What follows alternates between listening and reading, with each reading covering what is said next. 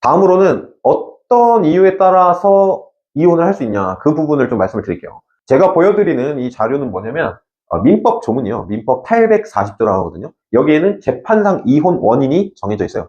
그래서 재판상 이혼을 하는 거는 이 6가지 이유만 가지고 할 수 있어요. 다시, 협의 이혼은 양쪽의 당사자의 의사에 합치만 있으면 어떤 이유든 간에 상관없이 협의 이혼을 할 수 있는 거지만, 재판상 이혼을 하려면 딱 요 6가지 사유에 들어가야 됩니다. 자, 1호는 배우자의 부정한 행위가 있을 때. 이제 굉장히 흔한 거죠. 이제 바람을 핀 거예요. 그렇게 해서 뭐 방송 같은 데 보면, 실화탐사대나 뭐 이런 데 보면, 막 이렇게 바람을 피워가지고, 어디 모텔 같은 데 급습해서, 이제 문 벌컥 열고 이렇게 딱 들어가서 이제 사진 막 찍고, 찍지 마! 막 이렇게 하는 거 있잖아요. 그런 거에 이제 대표적인 사유가, 이제 배우자의 부정한 행위가 있을 때, 이게 1호 사유고요. 이제 2호 사유는 배우자가 악의로 다른 일방을 유기한 때. 그러니까 이런 건 뭐냐면, 훌쩍 떠나가지고, 돈 벌러 이렇게 떠난다 이렇게 했는데, 몇 년간 연락도 안 되고, 생활비도 안 보내주고, 방치를 하는 거예요. 그러면, 이제 이 사람 자체는 혼자 애기를 다 키우고 이러고 있는데, 남편 어디 갔는지도 모르겠고, 방치를 당하고 있을 때, 그때 이혼을 할 수 있다, 이런 말입니다. 세 번째는, 배우자 또는 그 직계 존속으로부터 심히 부당한 대우를 받았을 때. 이 말은 뭐냐면, 부당한 대우를 받는 거예요. 이게 가정폭력이라던가 아니면 혼인을 지속하기가 너무 힘들 정도의 사유를 계속하는 거죠.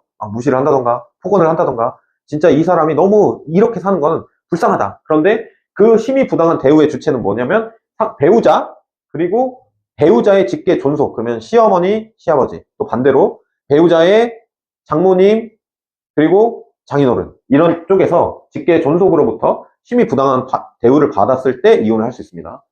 그리고 4호 사유는 자기의 직계 존속이, 우리 엄마 아빠가 배우자로부터 심히 부당한 대우를 받았을 때. 3호하고 4호 차이는 뭐죠? 3호는 내가 상대방한테 받거나 내가 상대방 부모한테 받거나 하는데, 4호 자체는 우리 엄마 아빠가 얘한테 부당한 대우를 받았을 때. 그럴 때 이혼 사유로 될 수 있는 겁니다. 그리고 5호는 배우자의 생사가 3년 이상 분명하지 않을 때. 이런 경우는 찾아보기 힘들겠죠. 1호부터 5호까지는 딱 구체적으로 정해져 있어요. 그러면 딱 눈에 그려지죠. 바람 피거나, 상대방이 나한테 폭력 등 부당한 대우를 했거나, 상대방의 엄마 아빠가 나한테 부당한 대우를 했거나, 혹은 나 말고 우리 엄마 아빠한테 내 배우자가 잘못했거나, 그리고 나를 방치했거나, 1호부터 5호 사유에 의해서 확실하게 이혼 청구를 할 수 있습니다. 이건 어떻죠? 다 상대방한테 책임이 있는 경우죠. 상대방한테 유책이 있는 경우예요. 그래서 이런 거를 이제 유책 사유라고 하고, 그러면 이 5가지만 가지고 하면 이 삼라만상에 있는 이혼 사유들이 다 정리가 안 될 거잖아요. 그래서 맨 마지막 6호를 줬어요. 기타, 혼인을 계속하기 어려운 중대한 사유가 있을 때. 그래서 6호 사유는 거의 찌개에 넣는 다시다처럼 다 들어갑니다. 이 중에 하나가 들어간다 해도 다 예비적으로 다 넣어요. 6호 사유 같은 경우는 주의할 점이 하나 있습니다. 어떤 거냐면, 그런 경우가 있을 수 있잖아요. 내가 바람을 10번, 20번 막 피는 사람이에요. 그러다가 정말 사랑하는 사람이 생겼어. 그런데 내 와이프는 되게 훌륭한 사람인 거예요. 배우자가 1호부터 5호까지 사유에 아무것도 없는 거예요. 이혼을 할 수가 없을 상황인데 딱 보니까 6호가 있는 거예요. 그래서 기타 혼인을 계속하기 어려운 중대한 사유가 있다. 그 사유가 뭐냐면, 나는 너 말고 새로운 사랑하는 사람이 생겼기 때문이야. 그래서 너랑은 6호 사유에서 재판상 이혼 청구를 하고 싶다, 이렇게 얘기를 하는 거예요. 그러면 상대방이 이혼을 한다 그러면은 의사합치가 있으니까 문제없이 이혼이 되겠지만, 상대방이 못해, 누구 좋으라고 이혼해줘, 내가 미쳤냐, 이렇게 얘기하면서 이혼 청구를 안 받아줘요. 그러면 어떻게 될까? 대법원에서 이게 여러 가지 사건이 올라가가지고 대법원에서 이제 판단을 엄청 해봤단 말이에요. 그래서 이 파탄주의에 의해서 이혼 소송을 하려면 유책 배우자가 할 수는 없다, 이렇게 판단이 되어 있어요. 우리나라는 이제 보통 평가를 할 때 이혼 소송이 유책주의냐 아니면 파탄주의냐 이렇게 보는데, 우리나라는 그 판례 때문에 유책주의라고 분류가 되는 편이에요. 그래서 주의할 점은, 6호 사유가 있다고 해서 그냥 되는 게 아니라 유책 배우자는 6호 사유로 재판상 이유를 할 수가 없다. 이 부분을 반드시 이해를 하시면 됩니다. 다음으로는 그 이혼 소송 중간에 그럼 그런 경우가 생길 거잖아요. 아기는 내가 키우고 있단 말이에요. 근데 이혼 소송을 하는데 생활비를 안 줘. 그런데 아기는 나 혼자 키워야 되잖아요. 돈은 없고, 이럴 땐 어떻게 해야 되냐. 혹은 아기를 보고 싶어요. 근데 상대방이 아기를 데리고 안 보여줘. 그러면 내가 면접 교섭을 하고 싶은데 할 수가 없잖아요. 그 부분에 대해서도 아기를 보여줘라고 얘기를 해야 되는 경우가 생길 수 있잖아요. 소송의 결과를 기다려서 하기는 급박한 것들이 있어요. 근데 그런 것들을 이제 사전처분이라고 하는데, 그래서 이 사전처분 신청 자체는 여러 가지가 있어요. 그래서 생활비를 요구할 수도 있고, 아니면 양육비를 요구할 수도 있고, 아니면 면접 교섭을 해달라고 사전 신청할 수도 있고. 그래서 이 사전처분 신청 자체를 잘 이용해야 돼요. 이 본안 소송 중간에 긴급한 필요, 변론기일 지정할 때 이것도 같이 판단을 하거든요. 그래서 뭔가 지금 현 상태가 상대방 배우자 자체가 아기를 데리고 있는데 나한테 안 보여줄 것 같다. 내지는 내가 아기를 키우고 있는데 한 번도 양육비가 안 들어오고 있다. 내지는 황혼 이혼을 하고 있는데 뭔가 나에 대한 생활비를 한 푼도 안 주고 있다. 그러면 그냥 소장을 접수할 때부터 사전처분 신청서를 같이 내버리세요. 조정 절차 이런 거 거칠 때는 뭐 그걸 얘기할 수는 없겠지만 이 조정 절차가 끝나고 난 다음에 첫 회 변론 기일 때 이제 바로 사전처분에 대한 심사를 해서 바로 결정을 내려줄 수 있기 때문에 사전처분 신청은 요런 게 있구나라는 걸 생각을 하고 급작스럽게 나한테 닥칠 위험이 뭔지를 생각을 해서 사전처분 신청을 하는 게 좋습니다. 제가 남자 변호사니까 남자분들이 많이 사건을 맡길 것 같은데 그렇지 않습니다. 저는 희한하게 여자분들이 많이 오세요. 어떤 부분에 꽂히냐면 가스라이팅을 그렇게 해요. 여자분들 중에 결혼을 굉장히 일찍 하신 분들이 그런 경우가 많거든요.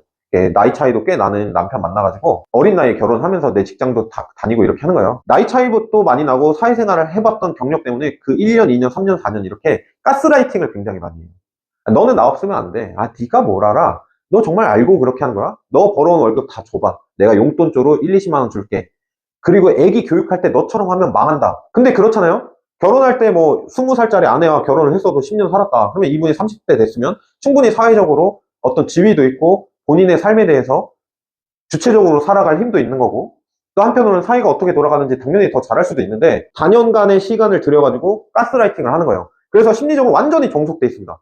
그래서 이혼 소송을 할 때 어떻게 되냐면 양 당사자끼리의 싸움이잖아요. 그러니까 제가 했던 소송 중에 이분이 이제 공무원이었어요. 그래서 자기 월급을 다 남편한테 주고 용돈을 받아 썼던 거예요. 근데 잠깐만 생각을 해봐도 이분의 월급은 한 300만 원 남짓이라고 쳤을 때 용돈을 거의 1, 20만 원만 받는 거예요. 그래서 사회생활을 하는데 1, 20만 원을 살 수가 없으니까 막 주말 같은데 알바 같은 것도 뛰는 거죠. 그렇게 해가지고 근근히 살고 있는데 맨날 이렇게 얘기한 거예요. 남편이 아내한테. 너 이렇게 과소비 해가지고 어떻게 할래? 근데 쥐는 맨날 주식을 해가지고 까먹고 막 그러는 사람이었어요. 그런 상황에서 자기가 까먹는 돈은 생각도 안 하고 자기 와이프한테는 용돈으로 1, 20만 원 주면서 너 과소비한다 이렇게 얘기를 하니까 얼마나 화가 나겠어요. 근데 그 얘기를 몇 년 동안 10년 동안 이렇게 들으니까 진짜 자기가 거의 노이로제 걸린 거예요. 요즘에 중고등학생, 초등학생도 한 달에 10만 원 쓰지 않나요? 물가가 비싸져서. 이분이 얘기를 할 때 상담할 때 계속 물어보는 거예요. 제가 과소비를 해서요. 제가 그러지 말았어야 했는데 계속 저한테 얘기를 해요. 그럼 저 미쳐버리는 거예요. 그러면 그럴 때 저는 뿔뚝불이 나요. 열받거든요. 그러면 그 남편이 하는 짓이 굉장히 괘씸하잖아요. 사람 자체를 무슨 염전 노예도 아니고 그렇게 치는 거잖아요. 그리고 거기에 더 플러스 해가지고 가스라이팅 하면서 이제 물건을 집어던진다던가 어떤 악력을 쓴다던가 어떤 유형력의 행사를 하는 부분들이 많죠.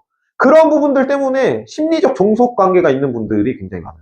근데 그런 사람들을 볼 때마다 되게 가슴이 아파요. 왜냐면 현실판 염전노예하고 다를 게 뭐예요? 내가 인간성을 되찾고 인간적인 주체, 내 인생의 주체로 살아가는 그 경험을 하셔야 됩니다. 그래서 이혼 소송을 할 때마다 제가 계속 멘탈 케어를 해드려요. 니네 남편 사회적으로 그렇게 잘난 사람 아니야. 너한테 어떻게 한다고 막 얘기를 해봤자 그 사람은 이 법과 제도 안에서는 그냥 일개 소시민일 뿐이야. 그러지 마시고 양 당사자니까 용기를 가지세요. 이 심리적 종속관계를 벗어나야지만 이혼을 끝나고 나서도 이 험한 세상 혼자 아기들과 함께 살아갈 수 있습니다. 이런 얘기를 꼭 드립니다. 이혼 소송을 할 때 내가 과연 이혼을 하고 내가 막막한 세상을 살아갈 수 있을까 이런 고민을 할 때 주변의 전문가의 도움을 받아서 심리 상담이 됐든 변호사 상담을 받으세요. 그래서 내 남편이 그동안 몇 년간 10년간 나한테 해왔던 수많은 가스라이팅이 거짓말이다. 법과 제도에 의해서는 당신이 해왔던 것을 인정해준다는 걸 먼저 깨닫고 심리적 종속관계의 족쇄를 부숴버리세요. 그게 이혼소송의 핵심입니다. 그리고 그 부수는 과정 때문에 저는 이혼소송을 전문으로 하진 않지만 할 때는 목을 걸 겁니다. 그렇게 해서 이혼소송 후에 훌륭한 사회인으로 살아가면서 혹은 훌륭한 엄마로 살아가는 사람들을 보면 자부심을 느낍니다. 이혼 소송에 있어서. 황혼 이혼해서 3, 40년 동안 살았는데 이번엔 남자 쪽이에요. 그래서 해외에서 힘들게 돈을 벌어다 줬더니 그걸로 이제 돈을 다 모아서 재산을 증식해 놓고 이제 공장 정리하고 한국에 오니까 10원짜리 한 장 안 주는 거예요. 다 내 거고 잔소리 하면서 10만 원 받을 때도 눈치 주고 집에서 뭐 소주 한 잔 하려고 해도 눈치 주고 가족이나 이런 사람들 데리고 와가지고 집에서 좀 놀라 그러면 막 소리 지르고 그러면 완전히 염전노예랑 또 다를 바가 없어지죠. 내가 이제 경제력이 없어졌다고 해서 와이프가 나한테 생활비를 주지 않는 이 상황에서는 너무 불행하잖아요. 그럴 때 되게 뻗팅기면서 이렇게 있는 것들 그런 부분들에 대해서도 심리적 종속관계를 끊고 이혼 소송을 진행을 해서 본인의 인간 존엄성을 되찾는 것입니다. 그래서 저는 이혼 소송 자체가 가치가 있다고 생각해요. 힘들지만 제가 6살짜리 딸을 키우면서 어떤 가정을 파탄내버리는 게 아닌가, 그런 심리적인 중압감이지만 그래도 이혼 소송을 계속하는 이유는 바로 이런 것들 때문이에요. 이 영상을 보신다면 이혼에 어떤 관심이 있는 분일 거 아니에요. 그러면 제일 먼저 해야 될 건 현 상황을 객관화하세요. 그리고 그동안 당해왔던 가스라이팅 자체를 객관적인 시각에서 확인을 하고 그 심리적 족쇄를 깨부셔야 됩니다. 그게 이혼의 시작이고, 이혼이 끝나고 나서도 건전한 사회인으로 또 훌륭한 엄마로 살아갈 수 있는 첫 시작입니다. 그것부터 시작을 하세요. 자, 오늘은 이혼 소송에 대해서 알아봤고요. 다음에 또 좋은 영상으로 다시 찾아오겠습니다. 감사합니다.